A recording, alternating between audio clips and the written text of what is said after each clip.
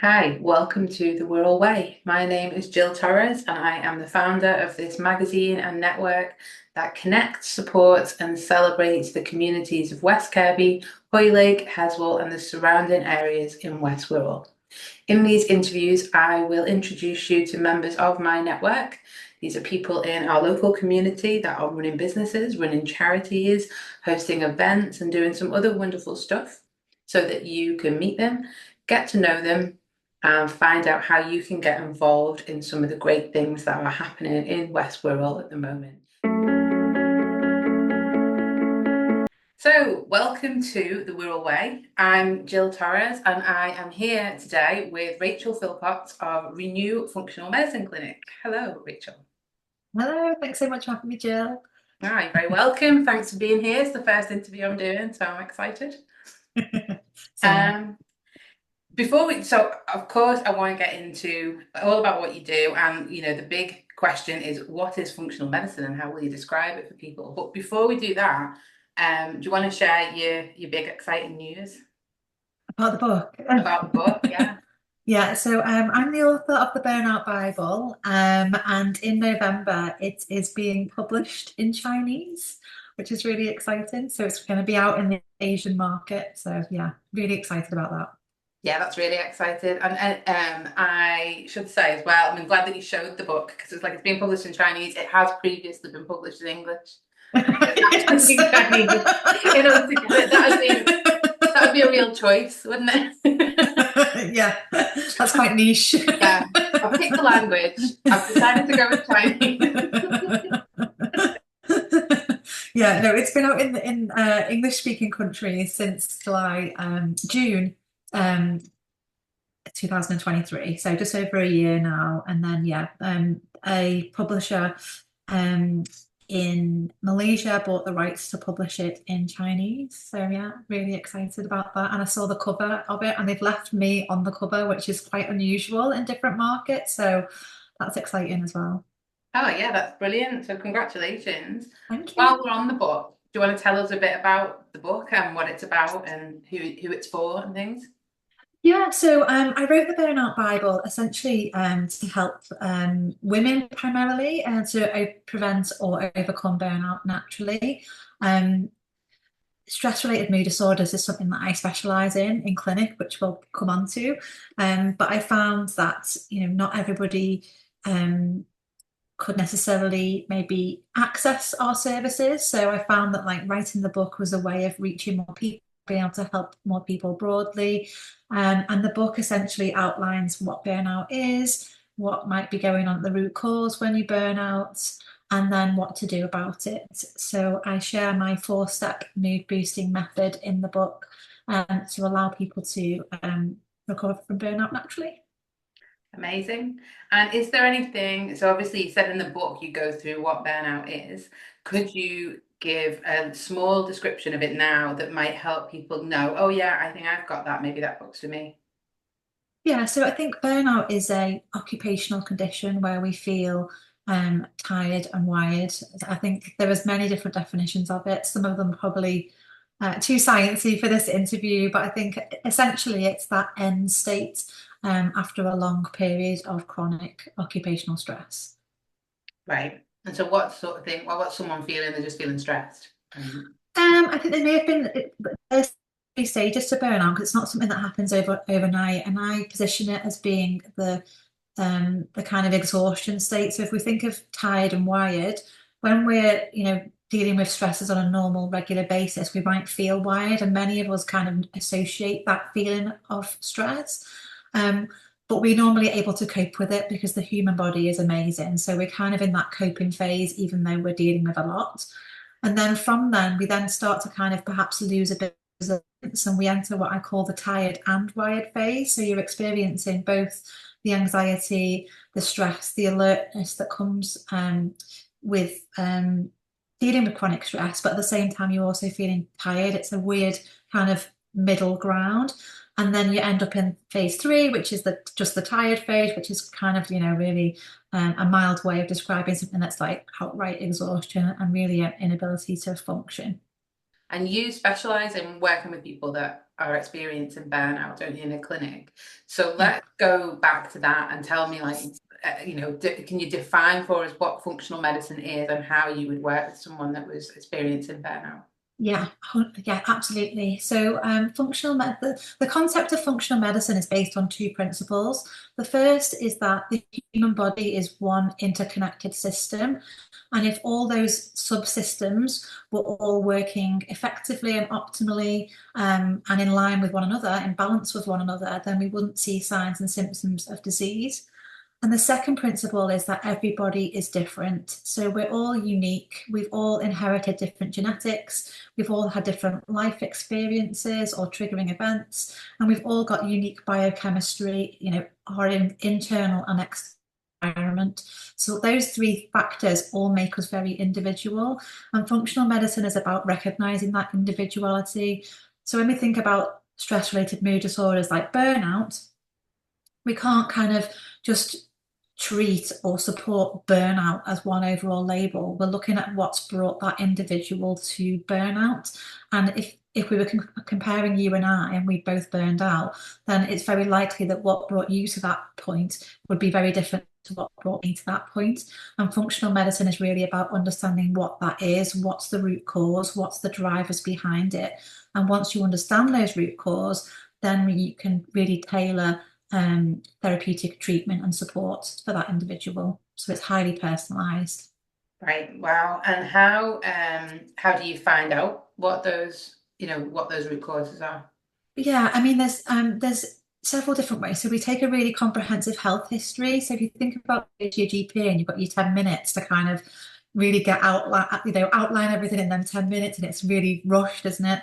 So we take a comprehensive health history so we can understand the journey, and we talk a lot about that in clinic with the individual so that we can understand their background, where they've come from, what maybe health conditions exist in their family, etc. And we also do root cause testing. So that might be functional testing, which is a combination of traditional labs, so blood work, alongside functional tests, which kind of look at a level down, stool testing, hormone testing, etc., etc. Or we may also use genetic testing as well, so we can understand what the predispositions are in that individual to kind of build up as big as best a picture as we can, because there are many different biomarkers and genes that you can test for, and not everybody is an infinite budget. So it's about understanding what tests will give us the best information to help you get results. So we kind of select that for that individual, and then we may add more on later on, if that makes sense. Yeah, wow. So it's a really comprehensive testing period before you even get to any treatment. People are going to be getting a lot of information about themselves and learning a lot about what's Yeah, and in their bodies. absolutely. And sometimes, I mean, typically with burnout, there are three big tests that we tend to run. So we tend to do a well woman comprehensive blood screen, which has got 47 different markers in it, which looks at kind of overall health, blood count, liver function, kidney function, all the kind of standard stuff. Alongside that, we'll also look at a full thyroid panel, a full iron panel, other nutrients that are involved in energy production and mood and resilience. That panel we do the minimum with every client that comes through. We typically also do comprehensive stool testing so that we can understand their digestive function, how well they might be absorbing the foods that they're taking in. It also lets us look at the gut immune function and whether there's any rumblings of inflammation at the gut wall. And it looks at the whole microbiome. So this profile of bacteria and microbes that live alongside us, some of which are health promoting and some of which are less helpful.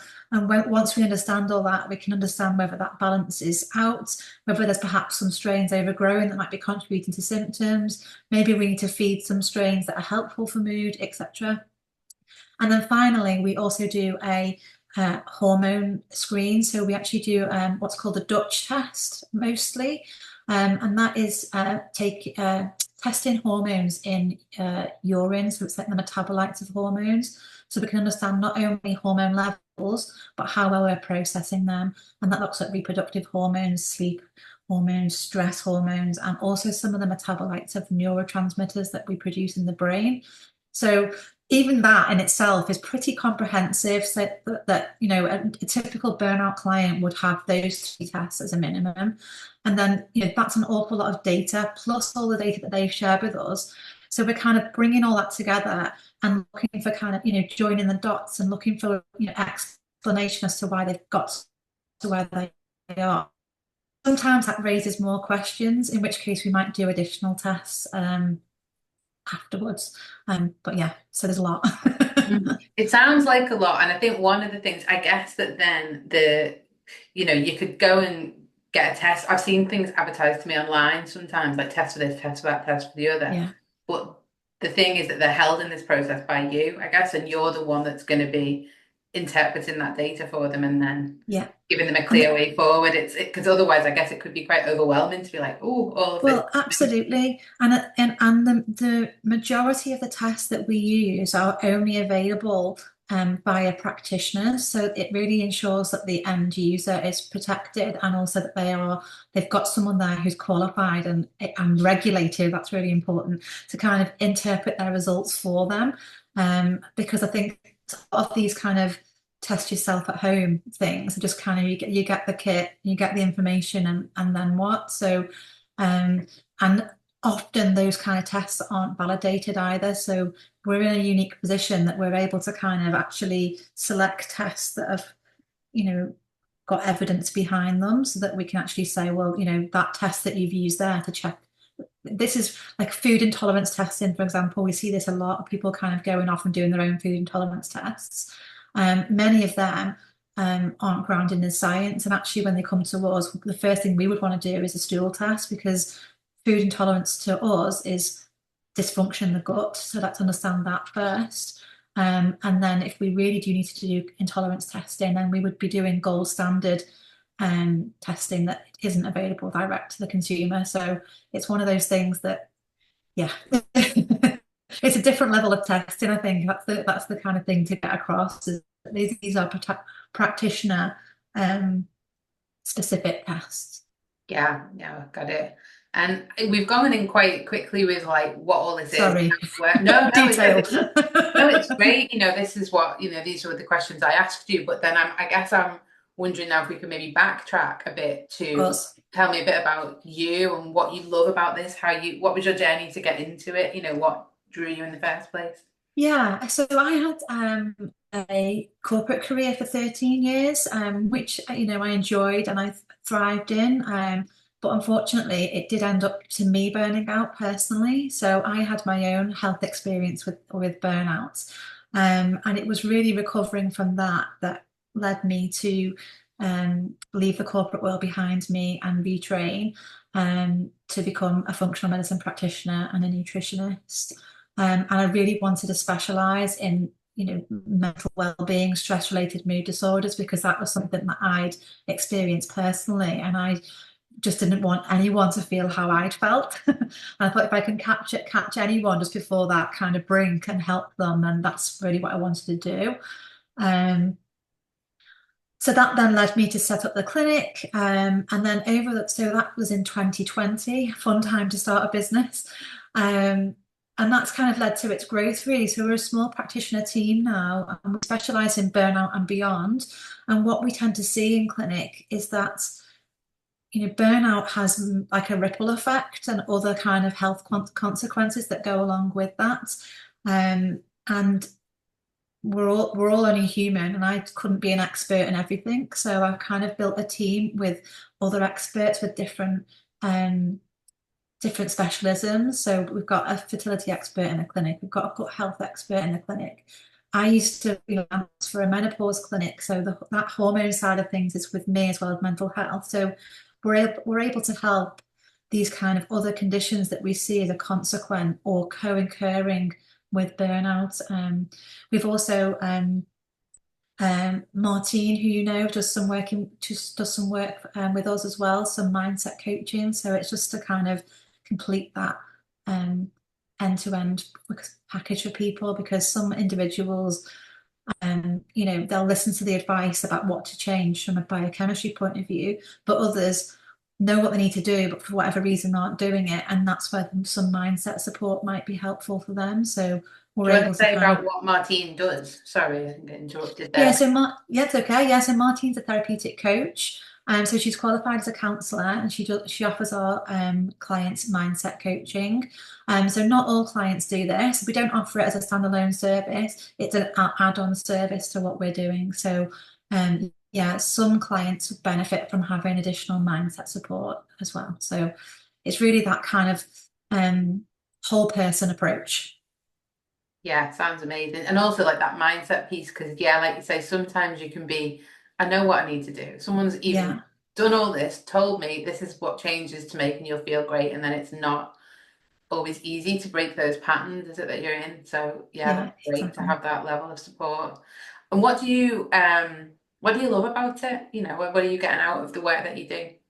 I think I just love seeing the change that comes around with people. So I love um that clients feel heard or they feel validated when they see some of their test results and they kind of say, well, I knew something was wrong or you know, so I knew there was something, but I wasn't sure what it was. And then seeing the kind of evidence of that through the testing, I think is really helpful for clients.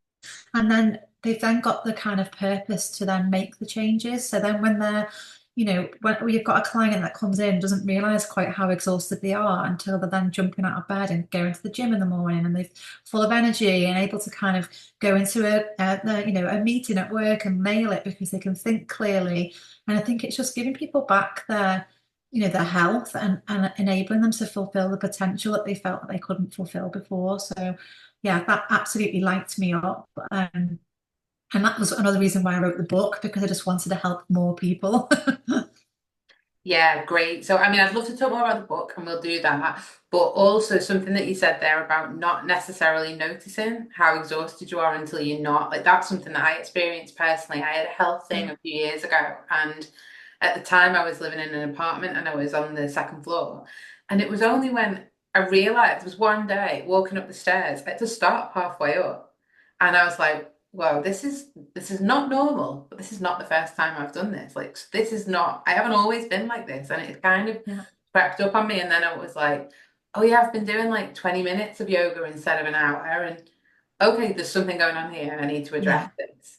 yeah, And so I think like maybe is it worth spending a bit of time on that and things that people can like look out for yeah, in their life to go, yeah, maybe I need to seek some help, because otherwise it can almost just go under the radar, especially if you're busy and you're here, there, and everywhere, like a lot of yeah, women are as well, you know, with families and jobs 100%. and everything. So what Yeah, can people look out for? yeah, I think that's really, yeah, I think it will be helpful. And, you know, for some clients, they come in and they are completely exhausted and they're noticing changes in their energy levels, or they've noticed changes in their mood, or changes in cognitive function, brain fog. And they, you know, they recognize that and come in and they're, I guess, the kind of classic typical symptoms of burnout that we think of. But the ones that are less obvious, um, our clients that are suffering with or experiencing disruptions in um, digestive function. Perhaps they're, you know, going more often or going less often, and they've actually come in with this like gut complaint. And then when we've kind of scratched under the surface, we realize that their energy levels are also on the floor, and they've been also been experiencing anxiety, but that wasn't their primary concern when they came in. And they kind of get to the end of the process and they've got more energy and their mood's more stable. But that's not what their goal was. And they're going to the toilet more regularly, which is great, but that's not what they necessarily, they haven't connected the gut disturbance with stress. Similarly, we often get people who approach us because they want to lose weight or they've noticed like a change in their metabolism. Again, that's really typical with stress. You know, stress is a real kind of energy intensive event. So what people don't realize is that whilst we're in survival mode, our body is basically undertaking the tasks that are essential to survive, and digesting food, repairing, you know, immune function, um, reproduction, you know, normal metabolism. They're not necessarily essential while we're in survival mode, and that's why we start to see changes in gut patterns. We start to see changes in metabolism, and maybe some people eat more, some people eat less. We also start to see changes in um, you know, menstrual cycling, if it's a female client. And potentially, frequent colds. That's something that we also see really often in clinic is people kind of come in, why can't I get rid of this cold? I feel like my resilience is low, because I get rid of one cold and I'm getting rid of some, and I'm getting another one. That's a really typical sign of burnout too, but people don't necessarily associate the two things together. So there can be lots of what I call non-specific symptoms that can be culminating to burnout. And sometimes it's not burnout. Sometimes those non-specific symptoms are something else. And we're not there to diagnose or treat disease. We're there to understand what the imbalances are or what the deficiencies are and help to bring them back into, homeostasis, essentially. Mm.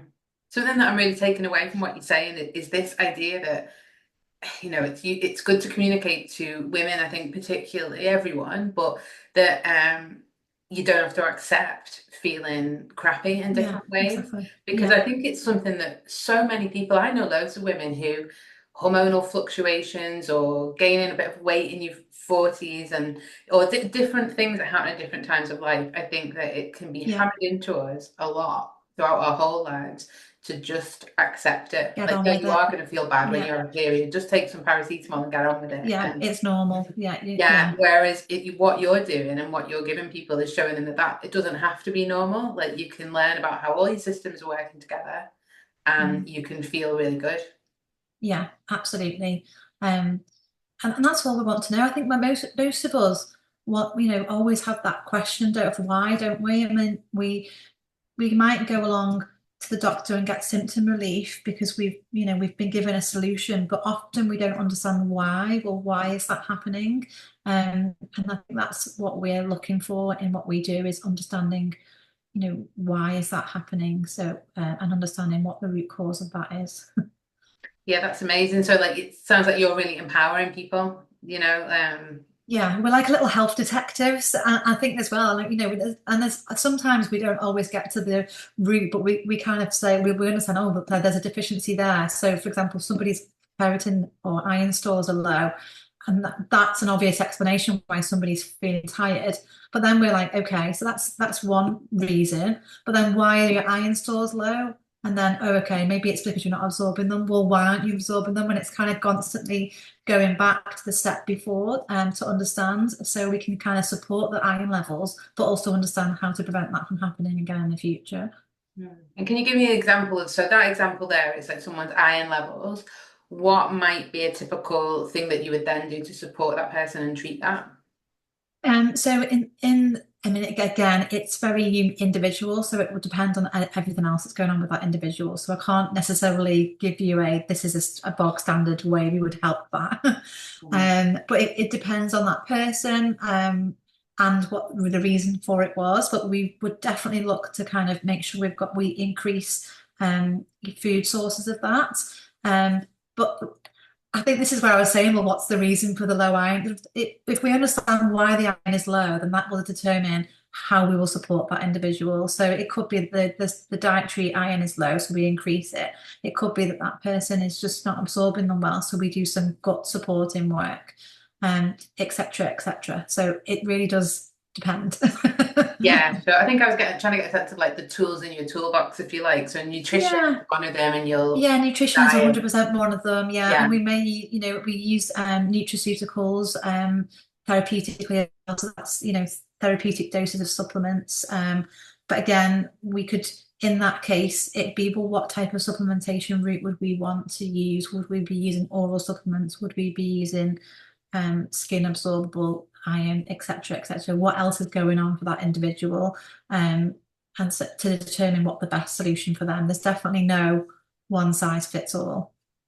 It sounds like really like the testing that you do could benefit most people, really, because Yeah. like, even I always think about like in our kind of current, in the world that we've got at the moment, there's so much abundance of everything, but a lot of like the food we're taking in is not as nutrient dense as it could be. It's like mass produced and stuff. So there might be like deficiencies and things that are stopping us from feeling our optimal, even if we don't realize it. So I guess if someone's interested in this stuff, they could come and get all the testing and get your advice of like some things they can do and tweak to Yeah. feel even And that's better the than thing. do. Yeah, exactly. I think that, obviously we do help people who aren't feeling great, but there are also, really health conscious individuals who we support too. They definitely fall into two categories. It's people who kind of really desperately need a solution. And then there's other people who are like really health curious, who just want it. And they're the people who like, they want it all. Let's do all the genetic testing and we kind of add all kinds of things in. So, yeah, there's definitely is something there for everyone. And I think you hit on the head by saying that everyone could benefit from it. Um, it's just a big source of frustration for me that functional medicine is kind of is almost like luxury healthcare in this country compared to what they can access through the NHS. And the NHS are brilliant at acute care and emergency care. I mean, there's lots of things the NHS are brilliant at, but they just don't have the resources or the funding to be able to kind of look at preventative or chronic healthcare. So that's kind of where they're sitting on the periphery. Mm. How would you like things to change? I think I'd love to. I mean, this right in the US has not got perfect healthcare systems. That's not what I'm saying here. However, in the under the insurance model in America, you can access traditional and functional medicine under one roof, so you can kind of get everything all together, which is a fantastic.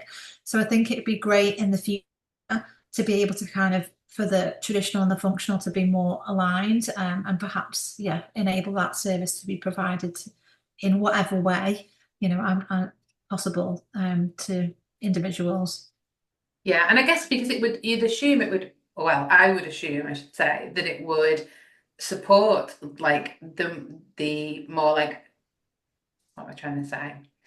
The traditional NHS model is a bit firefighting, is how I perceive it. Yeah, If yeah, someone's got something wrong, okay, we treat that. Whereas yeah, the way you're looking at someone's whole self, like you say, someone could come in and go, I'm getting colds quite frequently. And then when you do their full testing, you notice that, oh, there's this, that, and the other. And actually, by addressing all of those things, some of them might have got worse and led to them needing something from the NHS that they yeah, now want. exactly. There's very functional medicine is very focused on preventative healthcare, and that's the space that we operate in. It's hopefully kind of getting to people before they get to the diseased state. That's where we're trying to be at the point before disease, so that we can kind of, and that's the first principle of functional medicine. If all those systems were working in balance with one another, then we wouldn't see signs and symptoms of disease. It's when those imbalances start to occur that's almost like the precursor to something happening further down the line. So it's about capturing that and then, empowering people to then be able to kind of make changes that slows that down or, prevents it, hopefully. So I would like to ask you a bit about the nutritional side of things in the book, but before we move on from that, how can people access your services and where do you work? So the clinic is virtual. So the team is spread out across the country. So we are very UK and Europe focused. So we can, if you, you don't have to be on the Wirral. If you've got relatives that live off the Wirral, then help them too.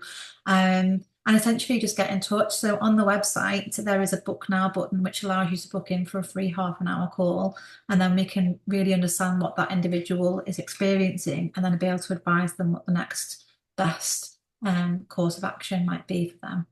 Okay, great. And I'll put the book now button in the form bit on YouTube. You can tell this is my Fine. first time doing this. I can't even think what you call it. In the In comment the section notes, or yeah, I know what you the mean. Yeah. description, the note, Yeah. hit one of those. Yeah, it'll be there. Um, so yeah, you talked, so at the very beginning we mentioned the book and you've talked a bit about nutrition and the book's full of recipes and things, isn't it, as Yeah. well? Yeah. So do you want to tell us a bit about that? And obviously there's some offers and things that are in the Wirral Way magazine linked to that as well. So Yeah. talk a little bit about that if you don't mind. Yeah, so one of the steps of the mood boosting method is nourish, and that is quite a big section of the book in terms of how we can provide the fuel and the nutrients for the brain and the body to kind of improve resilience. Many of the foods that we eat are broken down into the building blocks of the chemicals that regulate our mood, the chemicals that help us to produce energy, to help us think clearly, and all these things. And I think it's really emphasizing that, like, we are what we eat, right? We know that, and we all kind of know that eating vegetables will help us feel better. But it's about actually understanding, well, at the next level down, your food is actually your biochemistry. And I think that's a really important message. So that's why nutrition is emphasized so much in the book.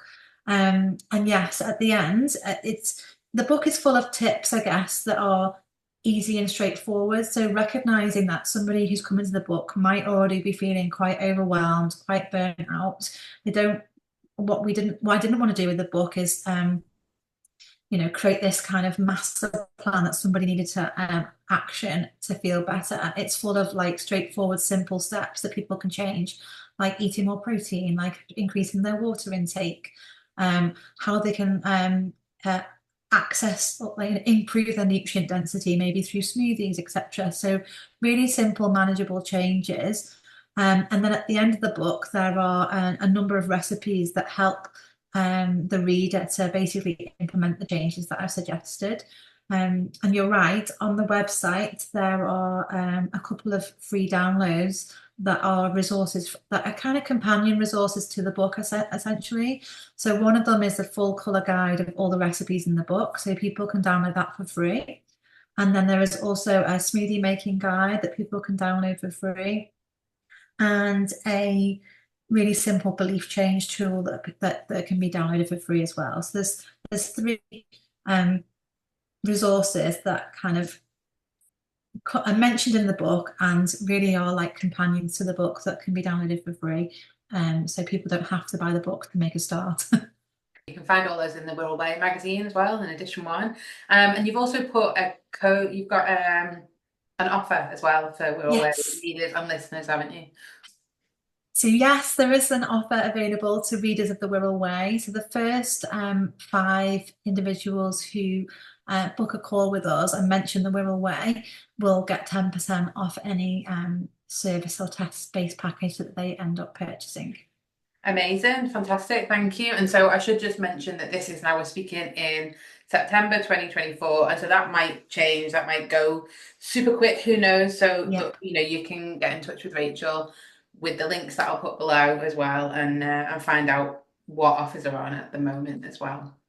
So I've got a couple of like final questions that I'd like to ask you. Final one relating to you and what you do. I mean, I always think whenever I see you, you look so like you're practicing what you preach. You look always so glowy and healthy and really nice. well. And so I wonder, what are a few of your sort of the things that you do daily or weekly or regularly to like really help yourself feel well? Yeah, okay. So I'm a dog owner. So and we both have a dog called Juno. So one of my main things that I honestly like, I think that like Juno got me through my burnout. And I just love going out in nature and walking with her and just watching her run. And I think that just kind of ticks the mindfulness box. It brings the stress response down. So yeah, I absolutely love being out on the Wirral. I like going to Roydon Park. I actually like the Wirral Way as well. So there's some really nice places, aren't there, on the Wirral to kind of get out in nature and walk. So that would be my kind of top tip. I drink a ton of water. I've always been someone who quite enjoys water, but I definitely want to, make sure that I stay hydrated. And I now know that even like the slightest bit of dehydration can make me feel more anxious or more foggy headed. So that's the first question I ask myself if I ever start to feel that way. What else? I think working for yourself can be quite isolating, and I think I really recognize the power of community. So I do like to kind of get out to networking events or take part in other things. So I recently joined a choir on the Wirral, which happens in Heswall. Little shout out there, Fox Choir. And that's brilliant because not only is I feel great when I walk away because it's fun and we sing pop songs and it's really well organized and it's just really uplifting.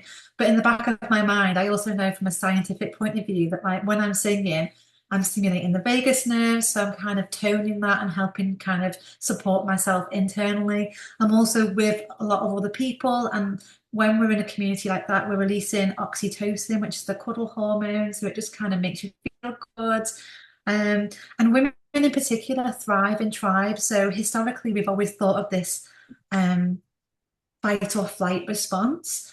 But there's also another theory called tend and befriend, that suggests that females actually find that coping with stress is better in a group. So I think that that's just something. So yeah, lots of reasons why choir is good. And I do a lot of like training too. I must admit, I love going to like a HIIT class. I love lifting weights and things like that. And obviously I like to cook and enjoy what food. So yeah. Yeah, loads and loads of those things that people can do as well, getting out in nature, drinking plenty of water. We've all got access to those things. And then the Exactly. questions that I'm going to ask everybody at the end of these interviews. So the first one is, where do you like, you've partially answered this already, where do you like to spend time on the Wirral? So it might be your favourite places to go and things to do. And I will say, will you name the choir in that as well? Because it sort of glitched when you said the choir and I'm not sure Okay. if the recording picked it up. Okay, yeah. So I love spending time in nature. I love walking the dog at Royden Park and at Dibbensdale, which is just around the corner from me. I'm part of a choir called the Pop Box Choir in Heswell, and I love spending time there on a Monday evening. Um, my little Sunday go-to with my husband, we love going to Claremont Farm and having brunch there. So that's kind of one of my favorite places to eat. And they do really good food. So yeah, I think there's lots of places on the Wirral that are nice to spend time. Um, Lovely. And then my next question, which is kind of similar, is there anything that you'd like to recommend to listeners that things that you've had, or might be a meal that you've had, or something that a show that you've seen, or something that you've done recently? I think there's a couple of things from a food perspective. I think it's really important to recognise that there are other businesses out there who are really going the extra mile to either produce or offer food that's healthy and sustainable. So I love going to Edge and Sons Butchers and New Ferry. They like really um, respect the provenance of where their food has come from. So that's like someone to shout out. I love the oh, I don't know what the name of the business. My husband and I call him the Fish Man in West Kirby, and I can't think of what that's called. If I think about it afterwards, I'll let you know. But I love going in there and like getting like I know, yeah. freshly wild caught whole fish to come home. And then yeah, Claremont Farm. I love that they're obviously around the corner from me. I can actually walk to Claremont Farm, so there's lots of lovely locally grown food there. So I think my biggest shout out is for the food producers and the farmers on the Wirral. Definitely. I'll drop another little recommendation actually, which you might not have been to yet, but there's a brand new place that's opened on Banks Road in West Kirby, very close to the fish person actually, called Little Eye. Little All Eye. right, cool. And the attention to detail in the food in there is great. They even talk about the fact that it's like non-processed salt Oh, and a lot of it's fabulous. organic. It's like, yeah, I've been several Oh, times lovely. That sounds already. great. I'm going to try it. Mm. Fab. Yeah, so that's one last little recommendation. And then final question, do you tend to say Wirral or the Wirral? I would say Wirral, and then I would say on the Wirral. So I'd probably use both. Yeah. Yeah, I suppose my question should be in Wirral or on the Wirral, shouldn't it? That's sort of the thing to ask. On the Wirral, 100%. Yeah, me too. Yeah. Great. Oh, well, thank you very much. This has been lovely. Anything that you've mentioned and stuff, I will link in the comments section. And yeah, look out for Rachel in the printed magazine as well. I will also link that in the comment section. You can read the digital edition online or at thewirralway.co.uk. And yeah, thank you very much.